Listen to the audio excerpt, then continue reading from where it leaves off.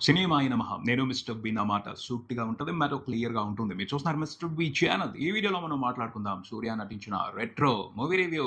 కార్తీక్ సుబ్బరాజ్, సూర్య కాంబినేషన్‌లో రూపొందిన 'retro' cinema మీద తమిళ్‌లో మంచి అంచనాలున్నాయి. తెలుగులో కూడా ఒక సెక్షన్ ఆఫ్ ఆడియన్స్ నుంచి బెస్ట్ ఎక్స్‌పెక్టేషన్సే ఉన్నాయని చెప్పొచ్చు. 'కంగువ' తర్వాత కొంచెం బ్యాడ్ ఇంపాక్ట్ అయితే పడింది సూర్య సినిమాలకు సంబంధించి. ప్రేక్షకులు 'కంగువా'ని రిజెక్ట్ చేశారు. రిసీవ్ చేసుకోలేదు. ఆ తర్వాత ఆ సినిమాకి సంబంధించి కంప్లీట్ నెగెటివ్ ఒపీనియనే నడిచింది పబ్లిక్‌లో. ఓకే. ఆ సినిమా సంగతి అనవసరం. కానీ ఆ సినిమా తాలూకు ఇంపాక్ట్ మాత్రం 'రెట్రో' మూవీ మీద కొంతవరకు పడుతది అని అనిపించింది. పూర్తిగా పడలేదు గానీ కొంత ఎఫెక్ట్ ఉంది. కానీ సూర్య మీద ఇంప్రెషన్ అయితే తెలుగు ప్రేక్షకుల్లో ఉంది. మంచి కంటెంట్‌తో వస్తే సూర్యని ఎంకరేజ్ చేయాలి అని తెలుగు ప్రేక్షకులు ఎప్పుడూ కూడా ఉత్సాహంగానే ఉంటారు. అది క్లియర్‌గా కొంతవరకు నిన్న 'రెట్రో' ఓపెనింగ్స్‌లో కనిపించింది.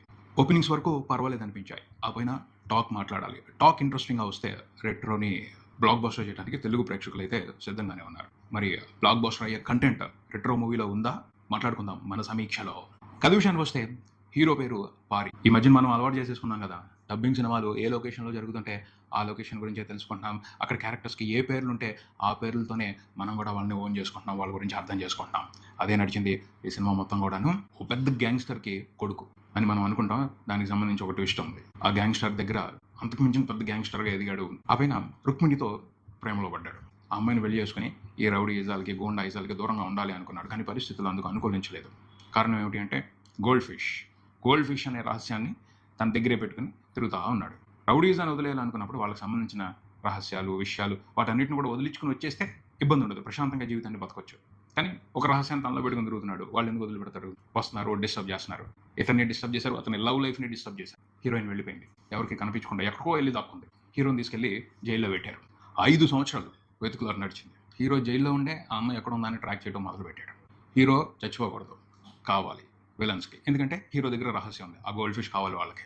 సో జైల్లో ఉంచి కూడా భద్రంగా చూసుకుంటున్నారు. విలన్స్ కూడా వెతుకుతున్నారు రుక్మిణి కోసం. ఎందుకంటే రుక్మిణిని పట్టుకుంటే అప్పుడు నోరు ఊపుతాడు అని. ఫైనల్‌గా ఆ అమ్మాయి ఎక్కడ ఉందో తెలిసింది. జైలు నుంచి తప్పించుకొచ్చాడు.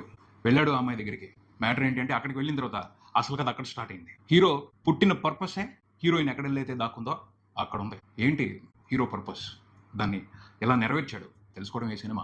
విశ్లేషణ విషయానికి వస్తే కార్తీక్ సుబ్బరాజ్ అనుమానమే లేదు. తమిళ ఫిల్మ్ ఇండస్ట్రీలో ఉన్న జెమ్, టాలెంటెడ్ డైరెక్టర్. అతని విషన్, అతని టేకింగ్, అతను కథను చెప్పే విధానం, అతని సినిమాని చూపించే విధానం డిఫరెంట్‌గా ఉంటుంది. ప్రత్యేకమైన డైరెక్టర్, అందులో అనుమానం లేదు. కొన్ని ప్రత్యేకతలు ఈ సినిమాలో కూడా అతను చూపెట్టాడు. ఆశ్చర్యపరుస్తాడు తన టేకింగ్‌తో, తన స్టోరీ టెల్లింగ్‌తో. అలాగే ఈ మధ్యన కొన్ని సినిమాలుగా చూసుకుంటే స్టోరీ టెల్లింగ్‌కి సంబంధించి ఓవర్ కాన్ఫిడెన్స్‌తో, ఓవర్ క్రియేటివిటీతో కొంత జనాల్ని డిస్టర్బ్ కూడా చేస్తున్నాడు.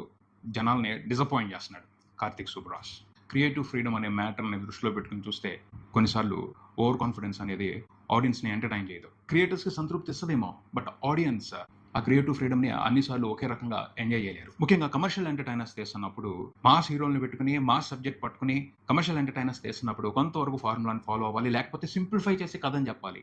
ఎక్కువ ఇన్ఫర్మేషన్ ఇచ్చేయటం, ఎక్కువ డీటెయిల్స్ పెట్టుకోవటం, ఎక్కువ ట్రాక్స్ పెట్టడం, వాటిని హడావుడిగా నడిపించడం కోసం కొంచెం స్పెషల్ క్రియేటివిటీని ఉపయోగిస్తే అందరికీ అన్నిసార్లు అర్థం కాదు. కార్తీక్ సుబ్బరాజ్ కొన్ని ఎక్స్పెరిమెంట్స్ అలా చేసి ఆడియన్స్‌ని కన్‌ఫ్యూజ్ చేస్తున్నారని చెప్పొచ్చు, డిసప్పాయింట్ చేస్తున్నారని చెప్పొచ్చు. ఈ సినిమాలో కూడా పాయింట్ సింపుల్. కానీ దాన్ని చెప్పడానికి అతను ఎక్కువ మంది విలన్స్‌ని పెట్టుకున్నాడు. ఎక్కువ డీటెయిల్స్‌ని పెట్టుకున్నాడు. ఎక్కువ ట్రాక్స్ రన్ చేశాడు. అసలు ఈ సినిమాలో ఉన్న ట్రాక్స్ అన్నిటిని సరిగ్గా వివరంగా చెప్పుకుంటూ వెళ్తే పెద్ద వెబ్ సిరీస్ అవుద్ది. ఒక 10 ఎపిసోడ్‌లు తీయొచ్చు. అలాంటి వివరాలు పెట్టుకుని ఒక 3 గంటల్లో సినిమా చెప్పేయాలనుకోవడం రిస్క్ అవుద్ది.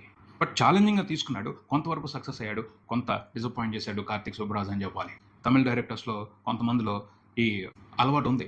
వాళ్ళు ఆడియన్స్ పెట్టే టికెట్‌కి ఎక్కువ ఇన్ఫర్మేషన్ ఇవ్వాలి. లేకపోతే ఎక్కువ చెప్పాలని ట్రై చేస్తుంటారు. అవసరం లేదు. అన్ని సార్లు ఎక్కువ చెప్పాల్సిన అవసరం లేదు. వెబ్ సిరీస్‌కి, సినిమాకి మధ్యన డిఫరెన్స్‌ని పాటిస్తే బెస్ట్‌గా ఉంటది. అది తెలుసుకున్నప్పుడు ఆడియన్స్ కన్‌ఫ్యూజ్ అవుతారు.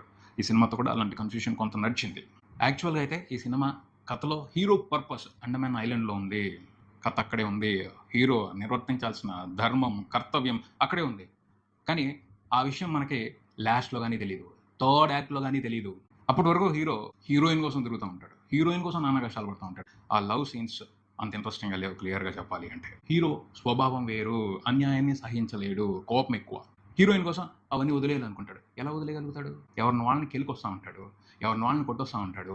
వాళ్ళు ఎందుకు వదిలిపెడతారు? ప్రతీకారం తీర్చుకోవడం కోసం వెనకబడతారుగా. హీరోయిన్ ఏమో నువ్వు వాటన్నిటిని వదిలిపెట్టేస్తేనే మన ఇద్దరికి పెళ్లి అని తిరుగుతూ ఉంటాం. ఈ కాన్ఫ్లిక్ట్తోనే ఎక్కువ కథను రన్ చేయాలని చూశాడు. అది కొంచెం బోర్ కొట్టించింది. ఒక లిమిట్ దాటిన తర్వాత చాలా బోర్ కొట్టించింది. కానీ హీరో ఏదైతే నిర్వర్తించాల్సిన ధర్మం ఉందో అక్కడికి రావాలంటే హీరోయిన్నే లీడ్. హీరోయిన్ కోసం అక్కడికి వెళ్తాడు. ఆ లీడ్ని చిన్నగా కంప్లీట్ చేసి ఉన్నట్టయితే బాగుండేదేమో.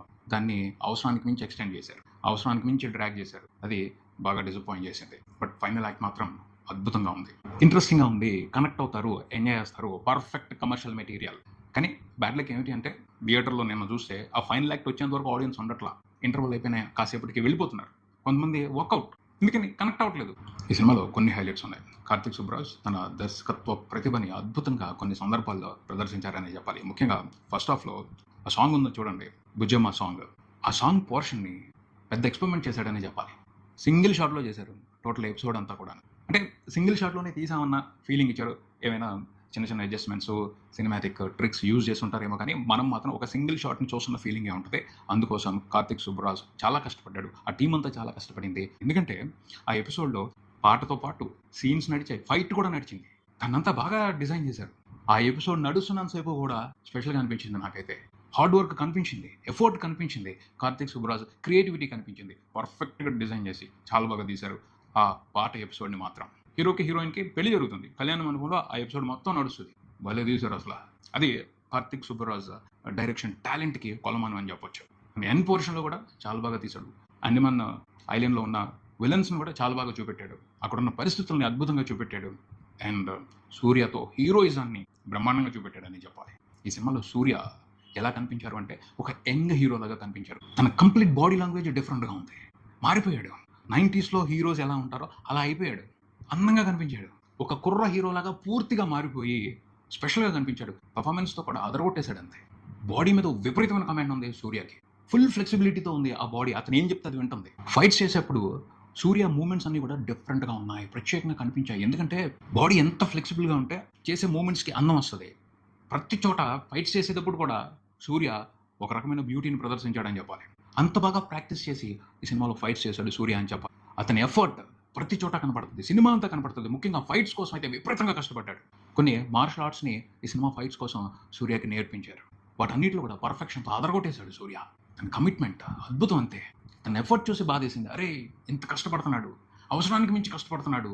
అలాంటి హీరోకి ఇలాంటి సబ్జెక్టులు పట్టడం ఏంటి? సూర్య ఒక తమిళ హీరో కాదు, సౌత్ ఇండియన్ హీరో కాదు, ఇండియన్ హీరో కాదు. అతనుకున్న టాలెంట్కి ఇంటర్నేషనల్ హీరో అనిపించుకోవాలి. ఆ రేంజ్ అతను.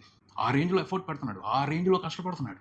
కానీ బ్యాడ్ లక్ ఏం చేస్తాం, అతన్ని యూజ్ చేసుకునే దగ్గర కన్ఫ్యూజ్ అవుతున్నారో లేకపోతే సరిగ్గా అంచనా వేయలేకపోతున్నారో కానీ కొంతమంది అతని ఎఫర్ట్ని వేస్ట్ చేస్తున్నారు. కంగోతో కూడా జరిగింది అదే. ఈ సినిమాలో పూర్తిగా కాదు కానీ కొంతవరకు ఎఫర్ట్ వేస్ట్ అయిందని చెప్పాలి.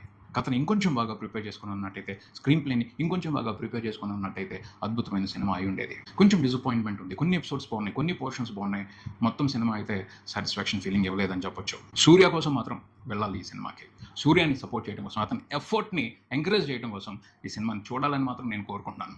ఇది ఇక్కడికి. మరో వీడియోతో మళ్ళీ కలుద్దాం. ఈ వీడియో మీకు నచ్చితే లైక్ చేయండి, మీ ఫ్రెండ్స్తో షేర్ చేసుకోండి, మీ అభిప్రాయాన్ని కామెంట్ చేయండి, ఈ ఛానల్ని సబ్స్క్రైబ్ చేయండి. నేను mister B. Keep watching mister B channel. Thank you.